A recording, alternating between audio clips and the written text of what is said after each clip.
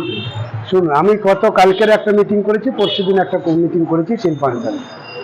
আসলে শিল্পাঞ্চল তো যত দিন যাবে তত ধ্বংস হবে, এটাই হচ্ছে মানে এখন যারা আছে, যারা সরকার চালাচ্ছে তাদের নীতির মধ্যে পড়ে এইটা আপনাদেরকে বুঝতে হবে। বামপন্থীরা যখন ছিল তখন তিল তিল করে আপনাদের এই সমস্ত এলাকাতে শিল্প গড়ে তোলার চেষ্টা করেছে।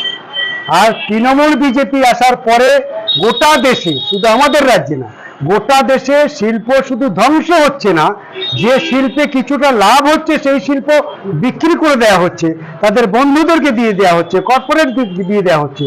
আমাদের রাজ্য ঠিক তেমনি এই শিল্পাঞ্চল বারাকপুর নিয়ে কত গবেষণা গোটা দেশের মানুষের, সেই বারাকপুর শিল্পাঞ্চল আস্তে আস্তে ধ্বংস হয়ে যাচ্ছে। এই শিল্পগুলোতে লোক কাজ করে না, কারখানাগুলোতে লোক নেই, সেই সমস্ত সব ঠিকাদার হিসেবে কাজ করছে। কালকের আমি একজনকে জিজ্ঞেস করলাম, সে অস্থায়ী শ্রমিক। ভাবা যায়, একটা কারখানায় সে কাজ করছে, অস্থায়ী শ্রমিক, তার রোজ কত?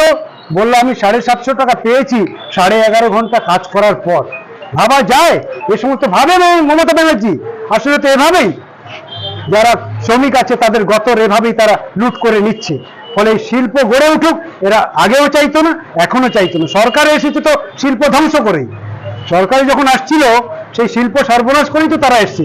তাদের কাছে আমরা প্রত্যাশা করতে পারি যে শিল্প হবে। আপনি ব্যারাকপুরে এসেছেন 2019-এর আগে। ব্যারাকপুরের দাপুটে নেতা অর্জুন সিং তৃণমূল ছেড়ে বিজেপিতে, বিজেপি ছেড়ে তৃণমূলে আবার তিনি বিজেপিতে ফিরে চলে এসেছেন, কি বলবেন? এই সমস্ত লোকেদের সম্পর্কে আমি কিছু বলতে চাই না। এদের কথা মুখে আনা অন্যায় বলে আমি মনে করি। কারণ এরা কোনো নেতা মিনস কি? কাকে নেতা বলবে? একবার তৃণমূল, একবার বিজেপি, একবার তৃণমূল। ধান্দাবাজি যারা করে রাজনীতি করছে আর টাকা পয়সা লুট করছে মানুষের, তারা নেতা? এরাই তো মানুষকে ভুল বোঝাবে, এরাই তো মানুষের কাছে যাবে আবার ভোট চাইতে। এদের মতন আর বড় ডাকাত আর নেই। ও যেই ওদিকে চলে গেল, এদিকে যে ছিল তাকে বলছে এই শেখ শাহজাহানের প্লট নাকি এই সমস্ত জায়গায় কেনা হয়েছে। ও বলছে, ও যখন ছিল তখন আর বলেনি। তো এইরকম মানে কাণ্ডজ্ঞানহীন ব্যক্তিদের সম্পর্কে আমি আর কথা খরচা করতে চাই। দাদা, শেষ প্রশ্ন রাখবো, নির্বাচন ঘোষণার আগেই গোটা দেশ জুড়ে সিএ লাগু হলো, কি বলবেন? আরে দেখুন, সিএটা এখন আনলো কেন? এটা বুঝতে অসুবিধা হয় না। ভোট এসেছে এখনই করতে হবে, এটা তো এখন করার কথা না। যখন সারা দেশের বেকার চেয়ে যাচ্ছে, সবচেয়ে বেশি বেকারের সংখ্যা এখন, আর সবচেয়ে বেশি কৃষক আত্মহত্যা করেছে এই সময়। মানুষ কাজ পাচ্ছে না, কাজের সন্ধানে ছুটে বেড়াচ্ছে।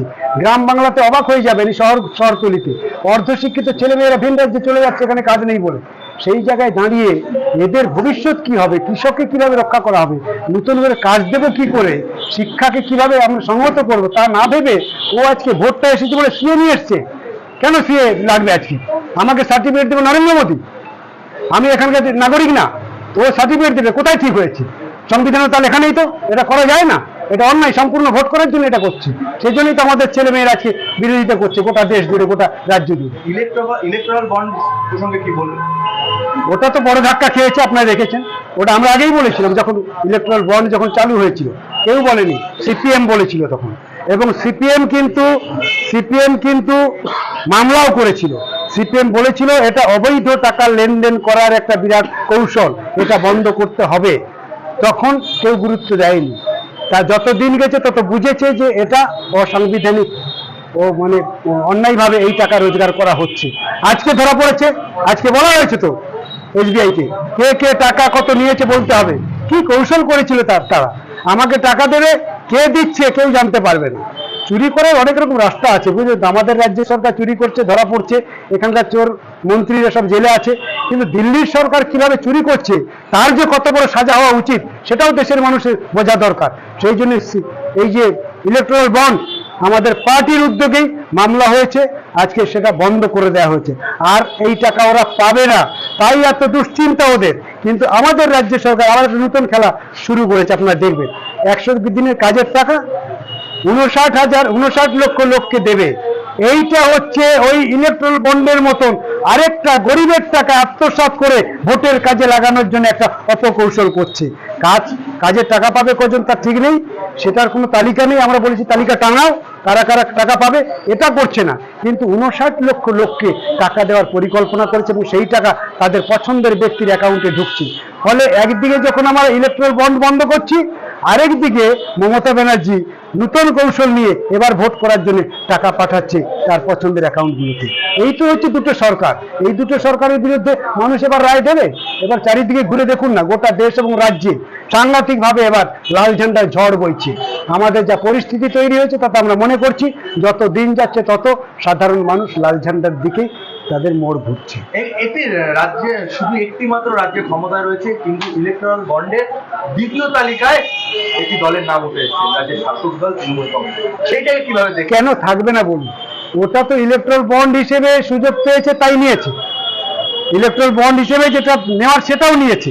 কিন্তু আপনি এই দিকে তাকিয়ে দেখুন, আমাদের দেশে বেকার ছেলেদের কাছ থেকে লক্ষ লক্ষ টাকা কিভাবে আত্মসাৎ করেছে তার দপ্তর।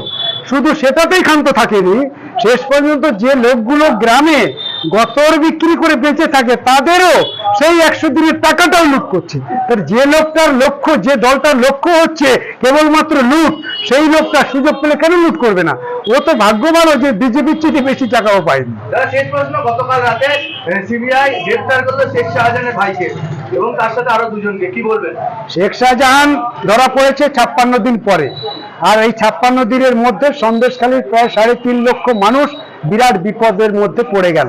সেখানে 144 করা হয়েছিল। ওই লোকগুলো তো কোনো দোষ ছিল না, ওদের তো কোনো অপরাধ ছিল না, খেটে খাওয়া গরিব মানুষ, তাদের উপরে কেন 144 করা হলো? তাহলে শেখ শাহজাহানকে রক্ষা করার জন্য। কিন্তু শেখ শাহজাহানকে রক্ষা করতে পারলো না। আমি সেদিনও বলেছিলাম শেখ শাহজাহানকে ধরতে পারবেন না, শেখ শাহজাহান বাইরে কোথাও নেই, সেই সন্দেশখালীর মধ্যে আছে। ওকে রক্ষা করছে তৃণমূল আর পুলিশ। শেখ শাহজাহান ধরা পড়বে তখন যখন তৃণমূলের নেত্রী মমতা ব্যানার্জি মনে করবে তখন। কারণ শেখ শাহজাহান তার আগে ধরা পড়লে মমতা ব্যানার্জিরও নাম আসতে পারে, ভাইপোরও নাম আসতে পারে। সেই জন্য তারা একটা রক্ষা কবচ করার চেষ্টা করছিল, কিন্তু শেষ রক্ষা হয়নি। শেষ পর্যন্ত 56 দিনের মাথায় ধরা পড়েছে। আজকে যারা ধরা পড়ছে শুধু তারও নয়, সব দ্বীপগুলোতে শেখ শাহজাহানের মতন আরো অনেক শেখ শাহজাহান আছে, তাদেরকেও গ্রেফতার করতে হবে। তা না হলে সন্দেশখালীর মানুষের যে আতঙ্ক সেটাও কিন্তু রোধ করা যাবে না। সেটার জন্য ইডি এবং সিবিআই কে আরো বেশি তৎপর থাকতে হবে। বিধানসভার মতো খালি হাতে ফিরতে হবে না তো লোকসভা নির্বাচন? আমরা খালি হাতে কোনো সময় ফিরিনি, খালি হাতে বিচার নেই এখানটায়। ওই লোকসভায় কজন পার্লামেন্টের লোক গেল আর বিধানসভায় লোক গেল, সেই সংখ্যাটাকে মানুষ শূন্য এবং অঙ্ক দিয়ে বিচার করছে। মানুষ নয়, বেশ কিছু মানুষ যারা লাল ঝান্ডাকে অপছন্দ করে। আসলে দেখুন, যখন আমাদের বিধানসভাতে কেউ নেই তখনও কিন্তু গোটা রাজ্যে গ্রামের মানুষের পাশে লাল ঝান্ডা আছে। যখন পার্লামেন্টে কেউ নেই তখনও দেখবেন যে পার্লামেন্টের ভিতরে সারা দেশের গরিব মানুষ যাতে 100 দিনের কাজ পায় তার জন্য লড়াই আন্দোলন করে আইন তৈরি করেছে। সুতরাং ওই পার্লামেন্টের বিধানসভার সংখ্যা দিয়ে শূন্য এবং অঙ্ক মেলানো যায় না। তবে ওখানে আমাদের প্রতিনিধি দরকার। ওখানে প্রতিনিধি থাকলে সারা দেশে গরিব মানুষ, কৃষক, সাধারণ মানুষের হয়ে লড়াই করতে পারবে। আইনটা যাতে একতরফা না হয়ে যায়। আজকে যেমন বিজেপি আজকের আমাদের সংবিধান ভুলণ্ঠিত করছে, সংবিধান বিকৃতি করছে এবং দেশটাকে হিন্দুত্ব করার চেষ্টা করছে, এইটা অন্তত পারবে না যদি আজকে লাল ঝান্ডার প্রতিনিধি থাকে। সেজন্যই আমরা মানুষের কাছে অ্যাপিল করছি, লাল ঝান্ডার প্রতিনিধি পাঠান। আমাদের মনে হচ্ছে গোটা দেশে এবং রাজ্যে যেভাবে মানুষ সাড়া দিচ্ছে তাতে এবার অন্তত পার্লামেন্টে কথা বলার মতন আমাদের অনেক প্রতিনিধি যাবে।